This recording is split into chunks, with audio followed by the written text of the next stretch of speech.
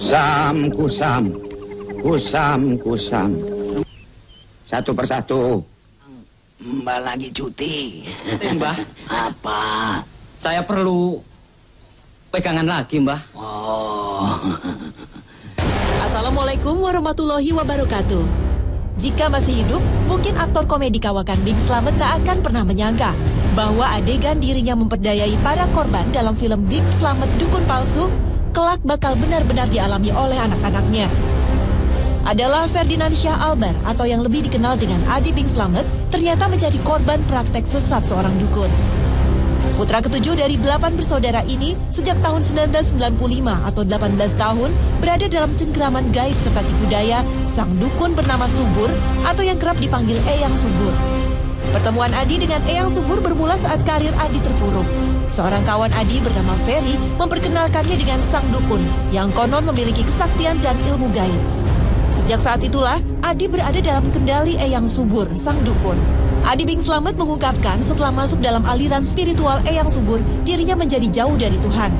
Selama mengikuti ajarannya, sang Eyang melarang Adi Bing Slamet beribadah dan sholat. Menurut pengakuan Adi, banyak yang sudah diperas oleh Eyang Subur yang beristri 9 ini. Apapun permintaan sang Eyang harus dipenuhi oleh Adi dan anggota aliran yang lain. Jika tidak, maka Eyang Subur mengancam mereka akan tertimpa musibah dan kesialan. Dan mereka pun menurut seperti kerbau yang dicocok hidungnya. Kamu sekeluarga bakal senang asal nurut perintah dia, bukan perintah Allah, perintah dia, telak-telak. Dan dia kalau ngomong terang-terangan, nggak peduli anak istri, kalau nggak nurut jadi tumbal. Tumbal, mana ada istilah ilmu yang benar gitu pakai istilah tumbal. Para korban termasuk Adi Bing Slamet kerap dimintai uang oleh sang Eyang. Dan dia kalau ngasih duit itu bukan dermawan ternyata. Dia tuh ada perjanjian. Itu ada sinyalnya semua duitnya tuh. Tinggal di ngambilin aja dari restoran mana, dari tempat mana. Itu yang dia pernah nyebar duit. Udah deh. Dan saya udah cek semua yang dikasih duit, restoran yang dia datengin nih, tempat-tempat yang didatengin. Semua akhirnya buka bicara ngomong, saya briefing, pantas Mas Adi, saya sering kecelakaan. Hanya materi dan uang, sang dukun bahkan mengincar kehormatan pengikut wanitanya. Istri Adi Bing Slamet dan putrinya Ratna Karisma nyaris menjadi korban niat tak senonoh Eyang Subur. Oleh Eyang Subur, selama ini Adi dibuat sakit secara fisik, namun tak bisa didiagnosa secara medik. Tujuannya agar Adi segera tewas, sehingga sang dukun bisa leluasa mengawini istri dan anak-anaknya. Nauzubillah min zalik. Nah 2000 saya sakit. Sakitnya nggak bisa nyetir saya di tol tuh keringet dingin. Paranoid, takut segala macem dibilang. Nggak taunya memang, aduh kalau yang namanya ilmu begituan tuh ada yang dikorbanin gitu loh. Menurut Adi Bing Slamet, ada ratusan artis yang juga menjadi korban penipuan oleh dukun Subur. Hanya sayang, entah karena malu atau masih dalam pengaruh sang dukun, mereka bungkam dan enggan berbicara. Beruntung, Adi Bing Slamet akhirnya bisa lolos dari jerat dukun Subur. Hanya sayang, Adi tak bisa serta-merta mengadukan dukun Subur ke polisi, sebab tak ada perangkat hukum yang bisa menjerat kejahatan yang dilakukan di ranah mistis. Namun begitu, Adi Bing Slamet merasa perlu untuk berbicara dan mengungkapkan praktek hitam sang dukun agar tak ada lagi korban-korban seperti dirinya.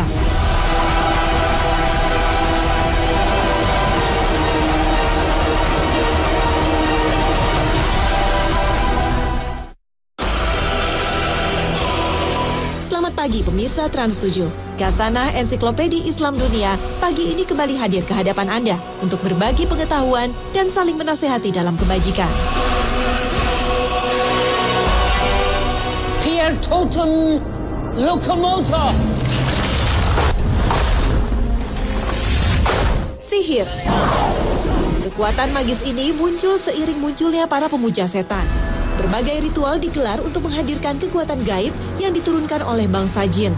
Mereka datang untuk menyesatkan umat manusia dari menyembah Tuhan pencipta alam semesta.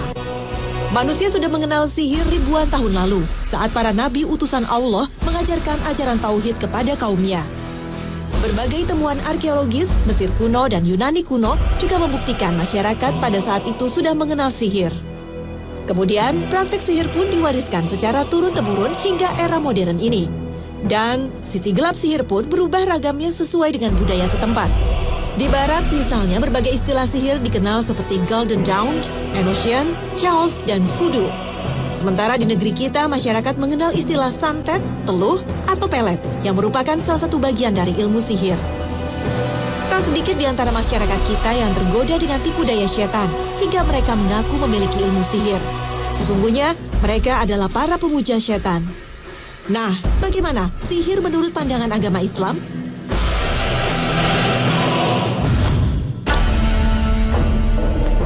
Sihir dalam bahasa Arab berasal dari kalimat saro atau sihrun yang berarti tipu daya.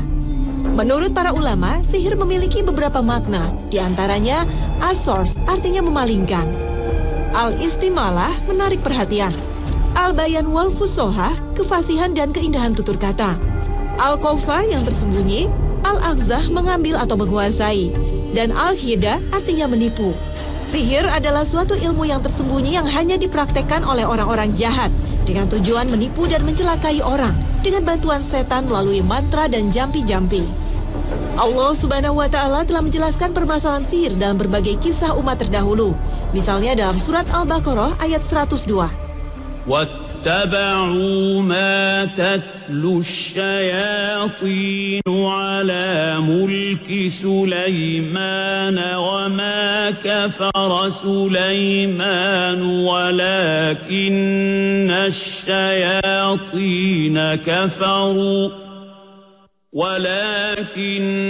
الشَّيَاطِينَ كَفَرُوا يُعَلِّمُونَ النَّاسَ السِّحْرَ وَمَا أُنزِلَ عَلَى الملكين ببابل هاروت وماروت وما يعلمان من أحد حتى يقولا إنما نحن فتنة فلا تكفر.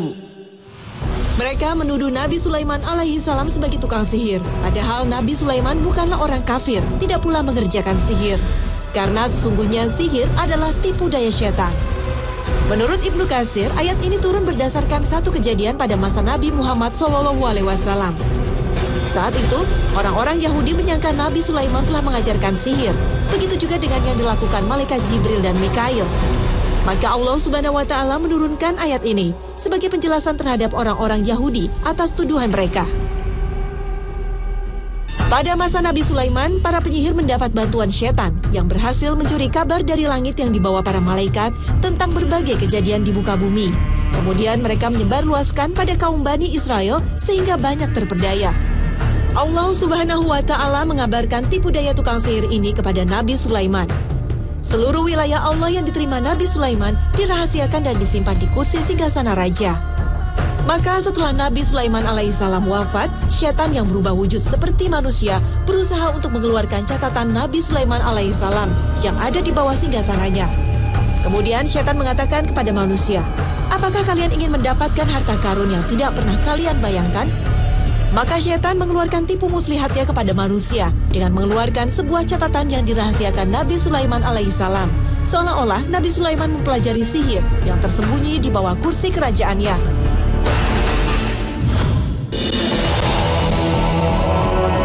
Allah Subhanahu wa Ta'ala mengutus para utusannya disesuaikan dengan situasi dan kondisi kaumnya. Seperti Allah mengutus Nabi Musa kepada kaum Bani Israel dengan mukjizat merubah tongkat menjadi ular. Karena keadaan kaum Nabi Musa alaihissalam pada waktu itu sangat gemar dan percaya terhadap hal-hal yang berbau mistik atau sihir. Nabi Musa alaihissalam diutus Allah untuk berdakwah kepada Fir'aun dan kaum Bani Israel. Nabi Musa ditugaskan untuk meluruskan Fir'aun yang bersikap sombong dan mengaku sebagai Tuhan. Ketika Nabi Musa alaihissalam mengajak Fir'aun dan pengikutnya supaya bertaubat dan tunduk kepada ajaran Allah, Fir'aun menolaknya dan menuduh Nabi Musa sebagai tukang sihir. Karena saat itu Nabi Musa memperlihatkan mukjizatnya. Tongkat yang dilemparnya berubah menjadi ular besar. Setelah itu, Nabi Musa juga menunjukkan mukjizat lainnya, memasukkan tangan ke dalam bajunya, lalu tangannya menjadi cahaya yang berkilau. Fir'aun tetap sombong dan menantang Nabi Musa untuk beradu sihir dengan para penyihir kerajaan.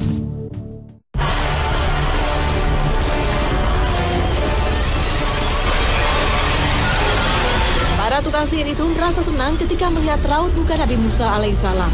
Mereka mengira bahwa setelah itu Nabi Musa alaihissalam akan ketakutan dan lari.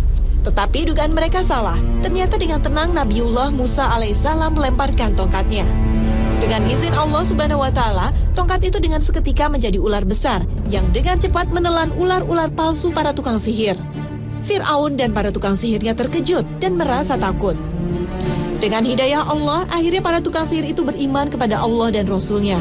Mereka meyakini bahwa apa yang dilakukan oleh Nabi Musa adalah bukanlah sihir seperti yang mereka kerjakan. Mereka menjatuhkan diri untuk bersujud dan menghormati Musa alaihissalam sambil berkata, "Kami semua beriman kepada Rob semesta alam, Robnya Musa dan Harun." Melihat kejadian itu, Fir'aun murka. "Kalian telah berani beriman kepadanya sebelum aku memberikan izin kepada kalian. Jangan-jangan dialah yang telah mengajarkan kalian sihir. Aku akan memotong tangan dan kaki kalian secara bergantian. Lalu aku akan menyalib kalian di pohon kurma, supaya kalian tahu siapa yang paling keras dan paling kekal siksaannya." Namun, mereka tak lagi mengindahkan ancaman Fir'aun karena mereka meyakini apa yang dilakukan Musa bukanlah sihir. Mereka tetap beriman kepada Allah dan Rasul-Nya, Musa alaihissalam.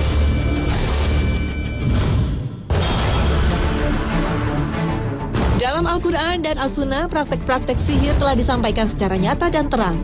Kita perhatikan contoh-contoh praktek sihir yang membawa banyak bencana, misalnya sihir untuk memisahkan hubungan suami istri hingga keduanya bercerai, seperti yang dijelaskan dalam surat Al-Baqarah ayat 102.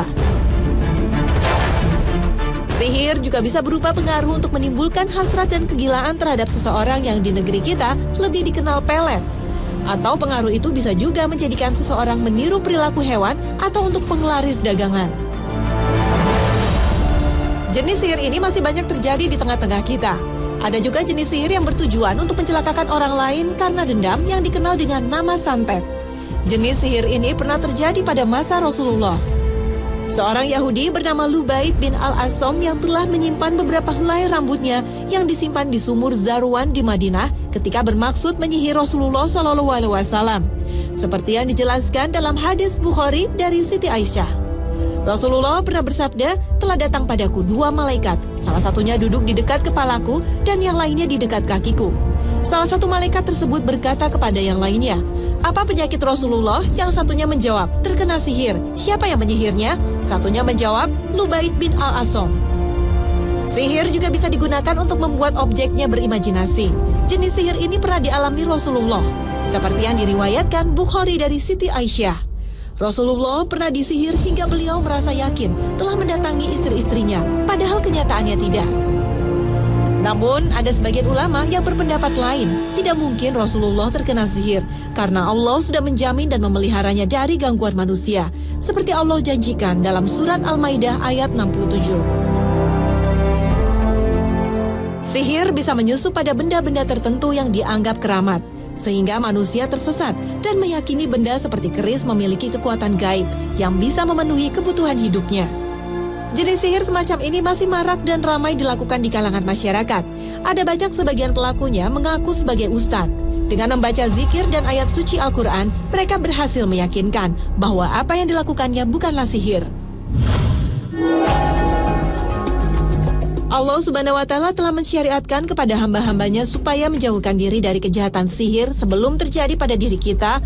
Allah juga menjelaskan tentang bagaimana cara pengobatan sihir bila telah terjadi. Ini merupakan rahmat dan kasih sayang Allah terhadap hamba-hambanya. Usaha menjauhkan diri dari bahaya sihir sebelum terjadi dengan cara zikir yang diperintahkan, membaca doa, dan berlindung kepada Allah Subhanahu wa Ta'ala, seperti membaca ayat kursi setiap selesai sholat 5 waktu, sesudah zikir yang diperintahkan setelah selesai salam, atau dibaca ketika akan tidur. Sebagaimana sabda Nabi Muhammad, "Barang siapa membaca ayat kursi pada malam hari, Allah senantiasa menjaganya dan setan tidak mendekatinya sampai subuh." Bacaan lainnya yang disyariatkan adalah membaca surat Al-Ikhlas, Al-Falaq, dan surat An-Nas pada setiap selesai sholat 5 waktu.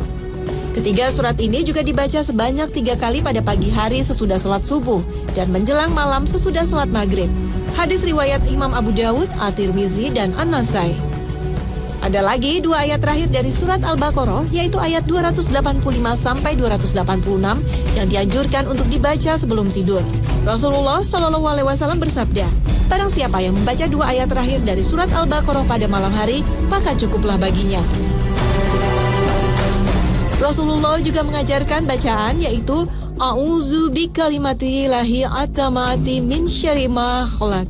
Artinya, aku berlindung dengan kalimat-kalimat Allah yang sempurna dari kejahatan makhluk ciptaannya. Bacaan-bacaan zikir dan ta'awudz ini merupakan penangkal seseorang terkena gangguan sihir.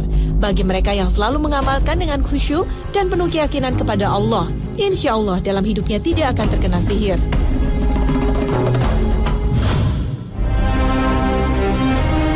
Rasulullah SAW telah mengajarkan kepada umatnya, apabila seseorang terkena sihir, maka beliau menganjurkan untuk mengobatinya dengan beberapa bacaan yang telah dianjurkan, yang sesuai dengan ajaran yang diajarkan oleh Rasulullah SAW, serta jangan sekali-kali mengobati dengan hal-hal yang menyimpang dari syariat Islam. Ada beberapa doa atau cara yang diajarkan Rasulullah bagi orang yang terkena sihir.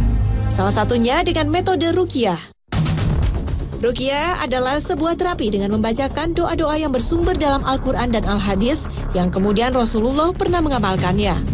Para ulama membagi kepada 2 macam ruqyah. Pertama, ruqyah jahiliyah atau yang disebut dengan ruqyah ghair syar'i. Para ulama sepakat bahwa ruqyah yang tidak sesuai dengan ajaran agama Islam adalah dilarang. Yang kedua, ruqyah yang sesuai dengan ajaran agama Islam. Ulama sepakat ruqyah ini diperbolehkan. Ruqyah ini dilakukan untuk tujuan penjagaan dan perlindungan diri sendiri atau orang lain dari pengaruh buruk pandangan manusia dan jin atau al-ain seperti kesurupan yang disebabkan pengaruh sihir, gangguan kejiwaan, dan berbagai penyakit fisik dan hati. Ruqyah juga bertujuan untuk melakukan terapi pengobatan dan penyembuhan yang berkaitan dengan penyakit tersebut.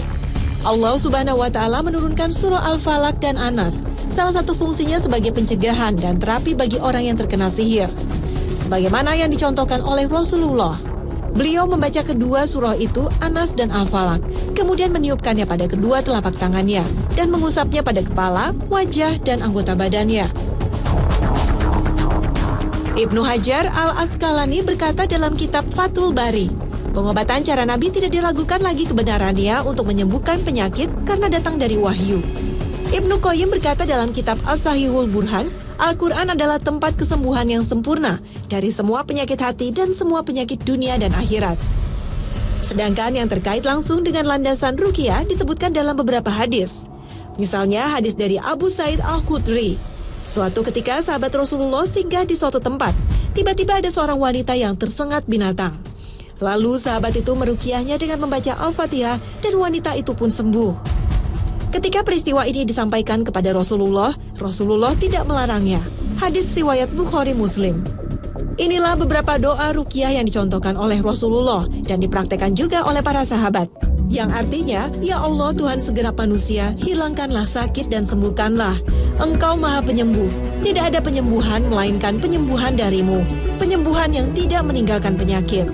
Sementara doa yang dibaca malaikat Jibril ketika meruqyah Rasulullah SAW yang artinya, dengan nama Allah aku meruqyahmu dari segala yang menyakitimu dan dari kejahatan setiap diri atau dari pandangan mata yang penuh kedengkian. Semoga Allah menyembuhkanmu. Dengan nama Allah aku meruqyahmu. Bacaan ini dibaca berulang hingga 3 kali. Inilah sebagian penjelasan tentang pengobatan yang dianjurkan Rasulullah SAW. Hanya kepada Allah kita memohon pertolongan dan meminta petunjuk. Adapun pengobatan dengan cara-cara yang dilakukan oleh tukang sihir, yaitu cara pengobatan dengan mendekatkan diri kita kepada jin, disertai dengan sesajen atau cara-cara yang lainnya. Semua ini tidak dibenarkan karena termasuk perbuatan syirik paling besar yang wajib dihindari. Demikian juga pengobatan dengan bertanya kepada dukun dan tukang ramal dengan menggunakan petunjuk sesuai dengan apa yang mereka katakan. Semua ini tidak dibenarkan oleh Islam karena para peramal dan dukun tidak beriman kepada Allah Subhanahu wa Ta'ala. Mereka adalah pendusta dan pembohong. Mereka mengaku bisa mengetahui hal-hal gaib dan kemudian menipu manusia. Rasulullah SAW telah melarang umatnya agar tidak mendatangi dukun dan tukang ramal, apalagi sampai mempercayai dan membenarkan apa yang mereka katakan. Maka barang siapa yang melakukan hal itu, dia telah menyimpang dari perbuatan yang telah dicontohkan oleh Nabi Muhammad SAW.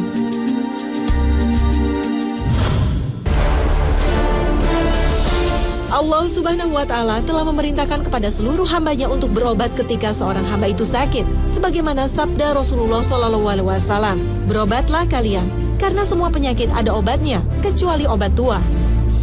Berdasarkan hadis ini, kita sebagai umat muslim dilarang berobat kepada yang bukan ahli pengobatan, yaitu kepada dukun atau paranormal. Kita diperintahkan berobat kepada ahli pengobatan yang sesuai dengan aturan agama atau yang dikenal dalam dunia kedokteran. Rasulullah SAW menjelaskan dalam beberapa hadisnya, barang siapa mendatangi dukun dan membenarkan apa yang ia katakan, sungguh ia telah kafir terhadap apa yang diturunkan kepada Muhammad SAW. Dalam hadis lain disebutkan sholatnya tidak akan diterima selama 40 hari. Nauzubillah. Hadis-hadis di atas menunjukkan kepada larangan mendatangi dukun, peramal, paranormal, dan sejenisnya.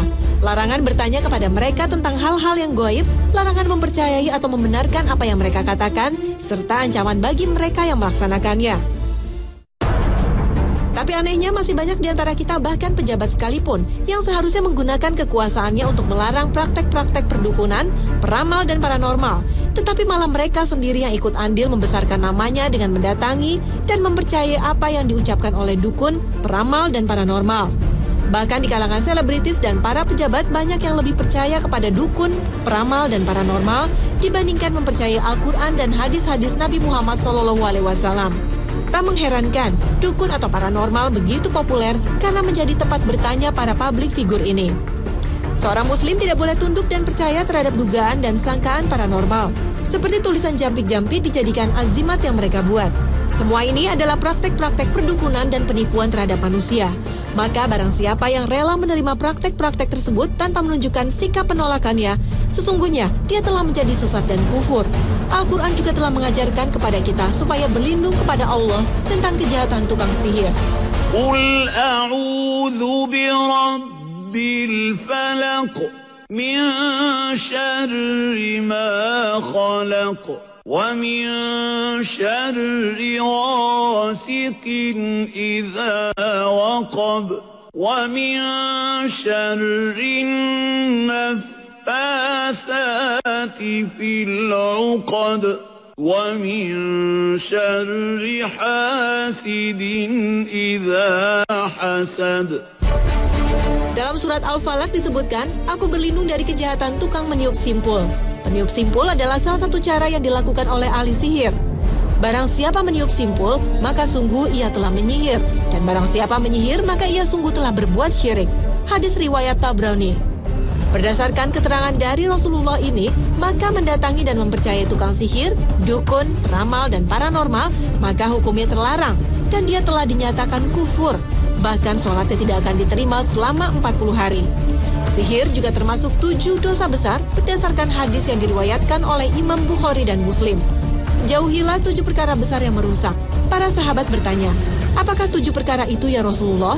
Jawab Nabi, yaitu menyekutukan Allah, sihir, membunuh jiwa yang oleh Allah diharamkan kecuali karena hak, makan harta riba, makan harta anak yatim, lari dari peperangan, dan menuduh perempuan-perempuan baik, terjaga dan beriman.